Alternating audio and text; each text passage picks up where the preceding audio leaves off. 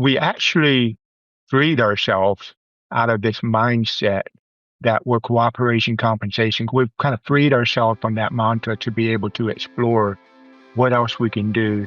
Data has a lot of value. So the more data you can collect, the better your standing is, the better your future is as an MLS.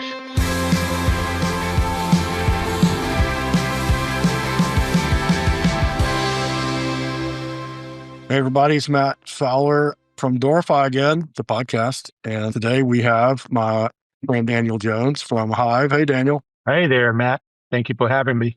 Oh man, I really appreciate you coming and talking to us today. We've got a wide ranging bunch of stuff to talk about. Daniel and I see each other at conferences. We were just at one. I saw you taking an iPhone snap of the slide because we were talking about, just full disclosure, about MLS director, CEO compensation and how that works in the industry. And I think Daniel was liking my number. Yes, I was. Yeah. We got to stick together, man. There's only like 500 of us in the whole country that do this weird job.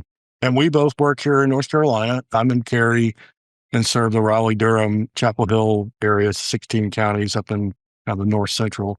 And Daniel's like all over the place. You've got a big footprint in North Carolina, but you guys have expanded quite a bit and you're offering MLS services in some way. I'll get you to explain to us to other MLSs.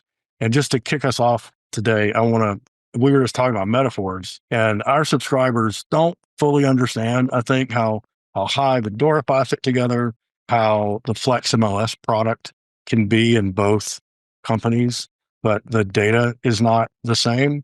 And how does that make sense?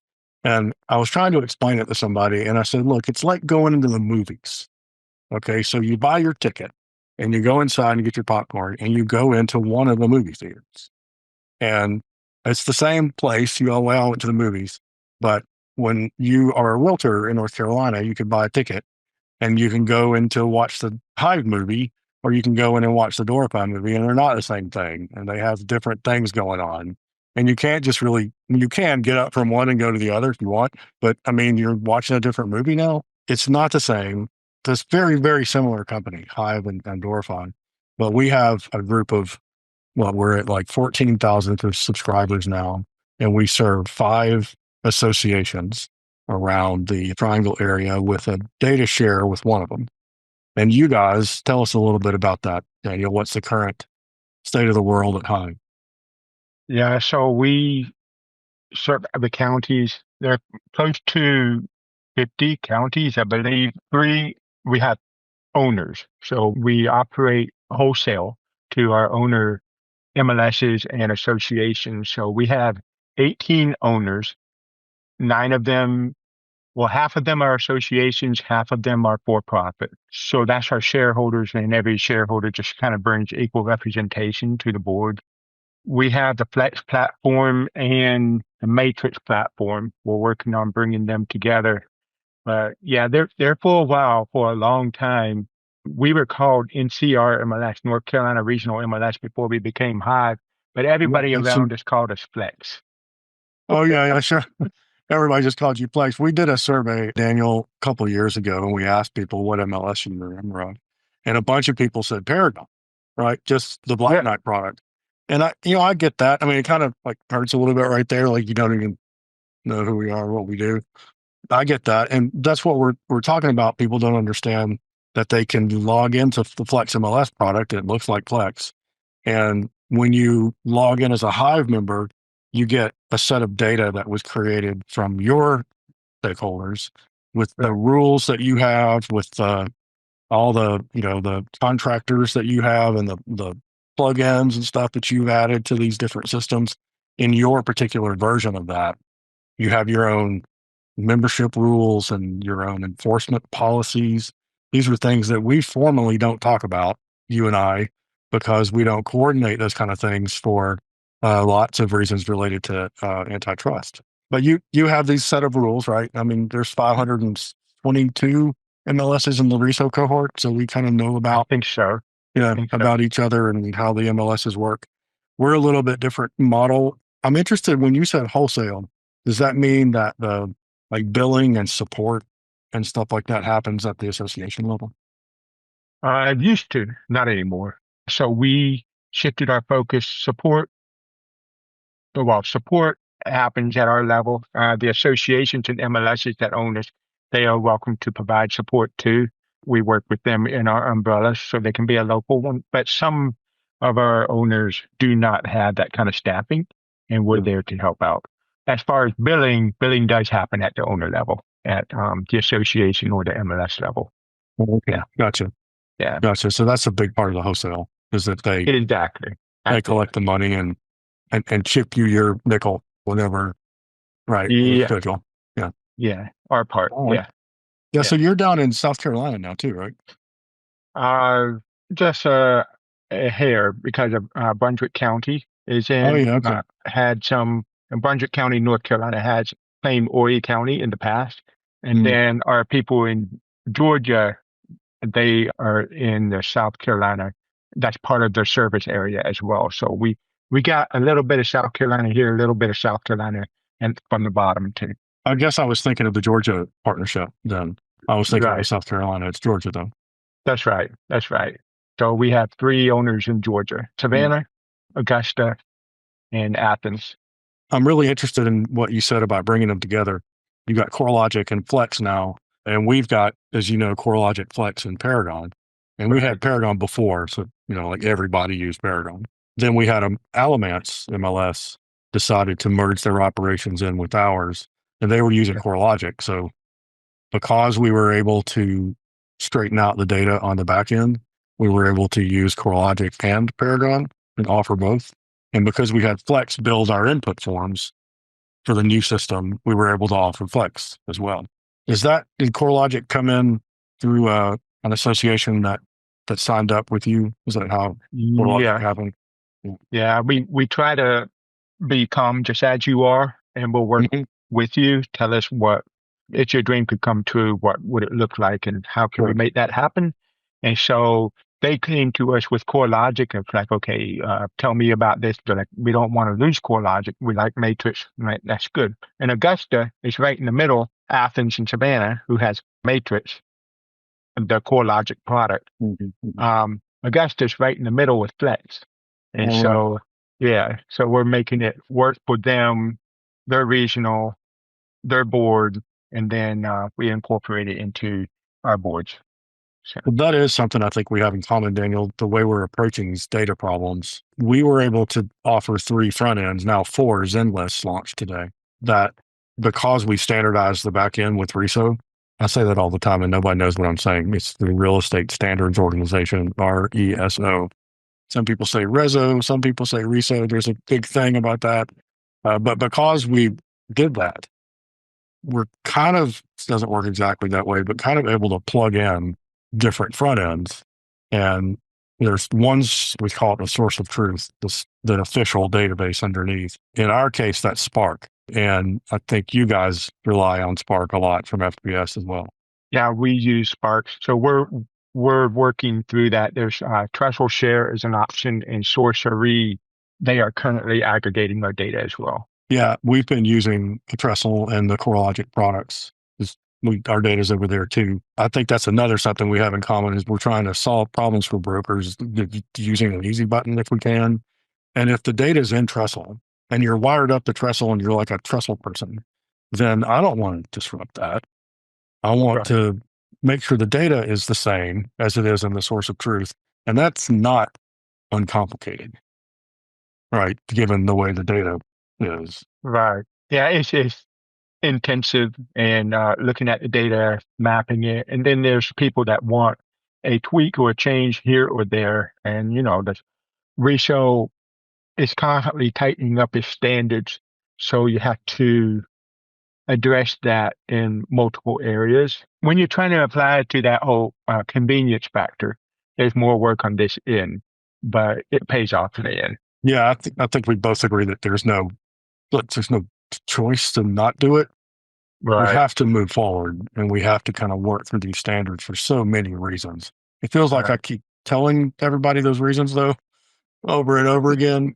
Like, here's 2.0. We just went through the 2.0 exercise, and I don't know what yours was like, but ours, I think because we just did it not long ago. There weren't that many changes from November 2023 to Right. the 2.0 certification this summer. I think we had 7 fields, but it was because it was 100 before. That was a heavy lift. Yeah, we're working through that. It doesn't seem to be too hard. It's just stay on top of the communication with the RESO through the year, which is what Liz has been doing on my staff. She's been communicating to our MLS board. I have a small MLS board set aside just for this kind of focus. And they've been making adjustments over time. But then there's that whole balance of, don't want to make too many adjustments to frustrate the brokers, And so Sure. And you break gotta everything want that balance. downstream. Yeah. Break everything downstream. But, you can only wait so long before these things could get all built up. And Triangle now Doorify had not started it and had not done much of the translation locally. The data was not in great shape. We've made huge strides in fixing it. We still are going through, we have 20 something, almost 30 years of data. And that data came into the system through multiple conversions. That's like 4 different MLS platforms during that period of time. Exported from one, imported to another, then exported from that one. So, and the rules changed too over time. There were things that weren't required back in the day, and there were things that were allowed, open text fields where you could just put whatever in there.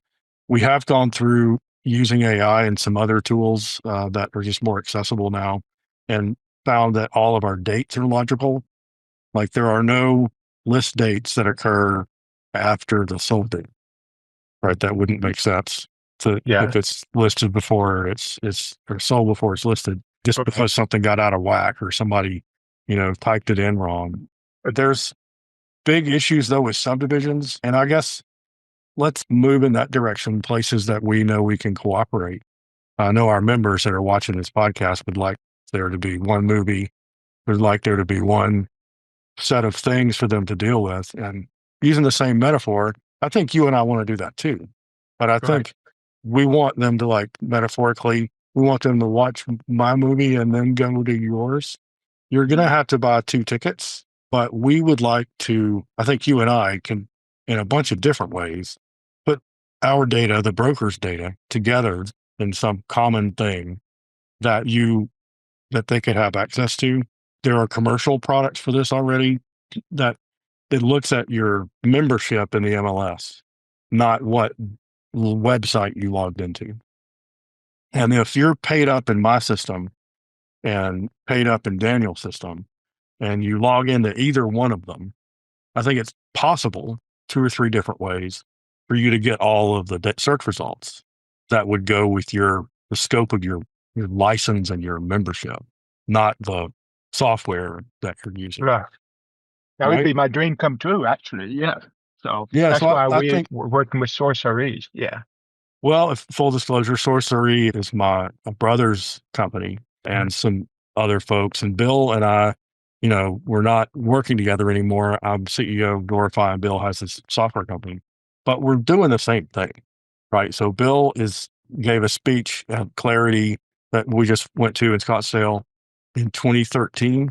No, I'm sorry, 2011, about APIs, about consumer portals, and about the importance of metrics in the MLS industry. And here we are, 14 years later, and we're still talking about this stuff. And it's now actually getting some traction. And Bill's doing it in a private company, but it's a very similar architecture because it's the industry's architecture. It's a standardized database with an API that you can plug stuff into. It's really not more complicated than that. And seriously, every other software business in the world works like this. It's just we've been relying on, my talk at Clarity was about this. The MLS industry's been relying on the vendors too much forever. Like if you want something done, you ask CoreLogic or you ask SBS or ICE, the 3 big vendors in the space. And really, the little towns that have these MLS systems going to go along with the vendor and do whatever they do. We've been preaching APIs and sovereignty for a while now, that organizations that have some size to them, yours, Daniel, mine, or the 33rd largest MLS in the country, according to the T360 report. I'm not sure where you guys are. You're right in there somewhere. Yeah, I think we're in the number 22 or something like that. I'm not sure. We're like Yeah, big enough to be able to do our own projects, and we have our own copy of our data in a mirrored cloud service. Then we have a RESO certification on the API, so it's better than the API that some of the MLS vendors have, and we have an API now that we can use for our own stuff. I just took a class on how to, just the very basics of how to start thinking about AI that from a data network perspective. And this is super cool. I don't know if you've seen this or not, but they showed this diagram that I had on my Clarity presentation that says we're moved from a product value, just mechanically does it work, through network value, where the more people use it, the more valuable it becomes. And now 92% of the transactions on Doorify last year involved competing companies. So that network effect is really working, where most people find their match through the network, 92%. So we're moving away from that now because of modern computing into learning, so that in a real-time way, like Amazon and Uber or Salesforce are well known to do, to put the engagement metrics of what is the house like, what is the house priced like, that people are clicking on more today than yesterday, and all of the engagement metrics related to those things, to just the usage of the system, email opens, open houses scheduled, lockboxes unlocked, appointments made. Those are all engagement metrics. And if those are what we're doing now is moving that data back into the database that we own and starting to build ways to learn from the things that we see happening on the engagement of the properties. It's so important that the MLSs retain ownership of that, because if that activity is all happening out at your vendor, believe that it will be difficult to retain true ownership of that, maybe more valuable information than even the property information on the database. Yeah, that'd be good stuff to retain. I'm all about getting that data and finding a way to make it help brokers in some way. My real goal is to be a partner to the brokers and our MLS, so a partner in their success and play a part in that probably more than they realize MLS does. The MLS is already the tool for cooperation, but now that compensation is no longer in our MLS, we actually freed ourselves out of this mindset that we're cooperation compensation. We've kind of freed ourselves from that mantra to be able to explore what else we can do. Data has a lot of value. So the more data you can collect, the better your standing is, the better your future is as an MLS. So I agree with that. Yeah, for sure. For sure. I think what they enter to us is kind of a workflow where they identify the property and then we start telling them what we know about it as they tell us what they know about it. And we end up hopefully with something that's maximally marketable. Looking at the engagement metrics, I think with our prediction models, we'll be able to tell you if uploading a photo from a different aspect might increase your success rate. Or we just did a study that showed that houses that mention the word greenway in the public remarks sell an average of something like 60% faster than properties that don't have the word greenway in the remarks. And it's, I'm not saying make up greenways, that there aren't any, but if you're in an area in our new input forms and you start to leave without using the words, we want to be able to tell you stuff like that. Yeah, and we'll maybe create an AI generator to say, is it in the greenway? Because there's an ideal remark for you, Yeah, have you seen the OcuCell ad listing thing? Yes, so we are partnered with OcuCell. Okay. Yes. I heard you were doing the rules engine. Are you guys going to do ad listing as well? Yes, that's the goal. Right. Yeah. So we're working with Flex and CoreLogic to make that happen. That's great, because we are too. We're expecting to roll out in April. We should get the kind of the first draft of it I think it's this week. So this is great for our subscribers, Daniel. This is going to be, Right. you've seen this thing. It's amazing compared to, Right. I'm not raining on Flex, but if you compare the Flex input form experience to this, to the OcuCell, like add listing workflow, that what you do to put a new listing in the system, there's just no comparison. I mean, Right. the AI generated one is this smooth automated thing where you select the property from public records. It's like updated fancy public records from real reports. And then you upload media, including video walkthrough. It kind of generative AI. I'm describing it for our subscribers, Daniel. I know you've seen it. Generative AI like walks you through filling out a nice, clean, updated input form. So you don't check the check boxes. You kind of watch it do it.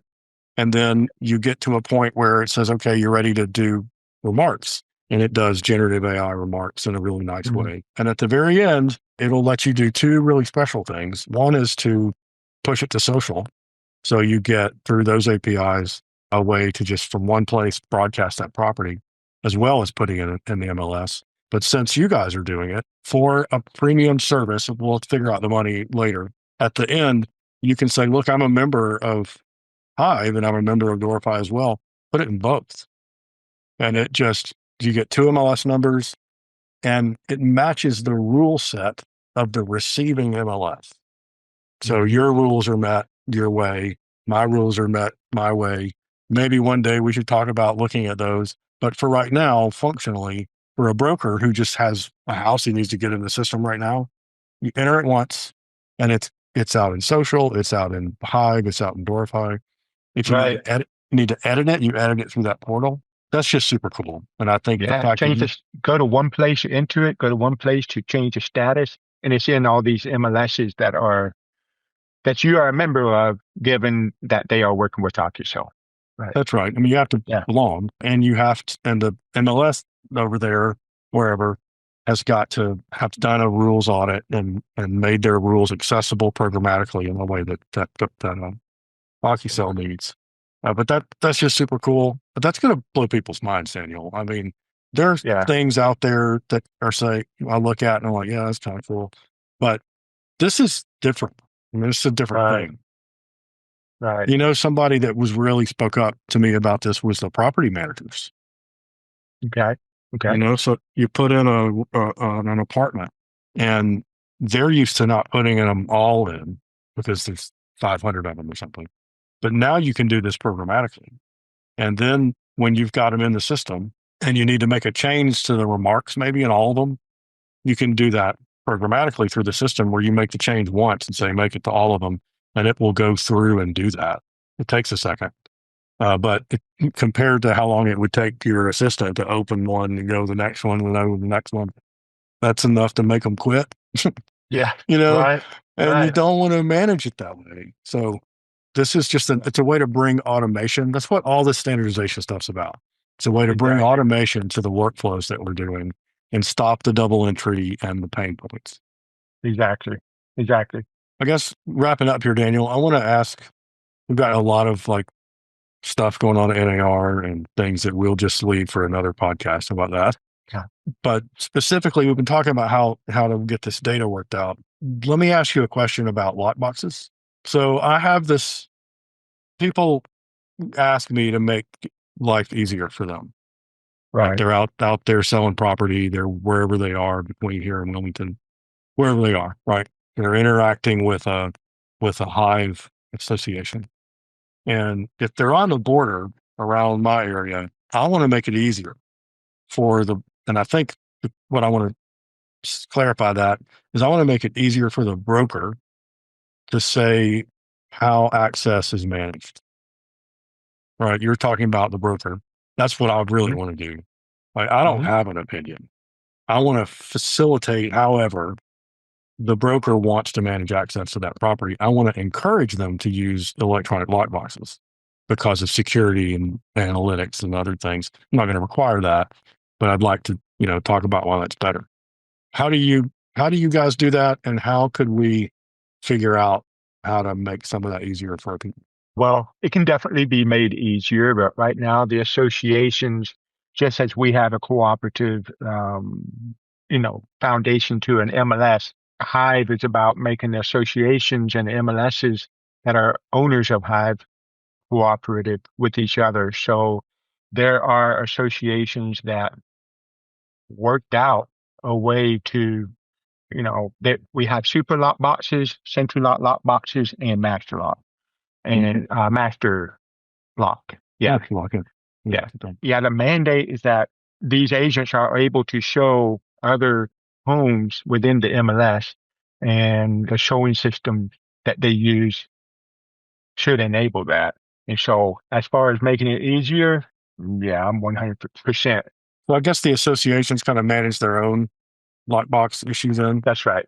That's right. Okay. So this is going to have to be a one-off where we'll just look at the ones right around us and figure out what we need to do with each of those accounts. Well, we did a reciprocity agreement probably about 3 years ago. Yeah. That did make it better. Yeah, that did make it better. Yeah, but it could be better than that. But yeah. So I'm happy to work with you, and I could put you in front of our partnership calls so you can have that conversation with our owners as well. I'm happy to do that too. Yeah, I'd love to do that, Daniel. I think the way I would want to, like, what I want to do is talk to an actual human being who's having a problem, who deals with this in an overlap market, and ask them what we could do for them. Yeah, so, if I could hear that problem, I'd love to help in any way as well. So cool. Yeah, I know we want to do that. We just have to go get it done. But I'm glad that you and I can get together and talk about MLS stuff. Like this, I don't get to talk about MLS. My family doesn't really want me to talk about MLS at home. Yeah, you probably get that too. I hear you. No, yeah, it's the same way. I'm like, let me tell you what happened today. And it's like, okay, I need to give you the backstory. Let me rewind. Let me do it. Yeah, it's. Yeah, and like a reference card for all the acronyms.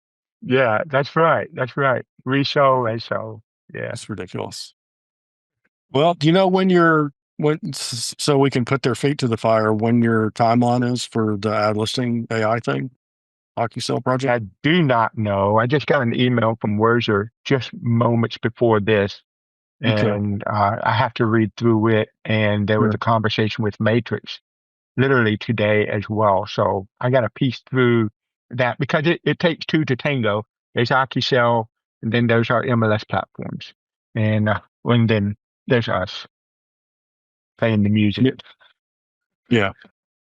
Yeah, I hear you. So you and I have talked about the mechanism, and again, we're hiring some of the same vendors to try to get to the same place, which makes complete sense. We're both doing the same thing here.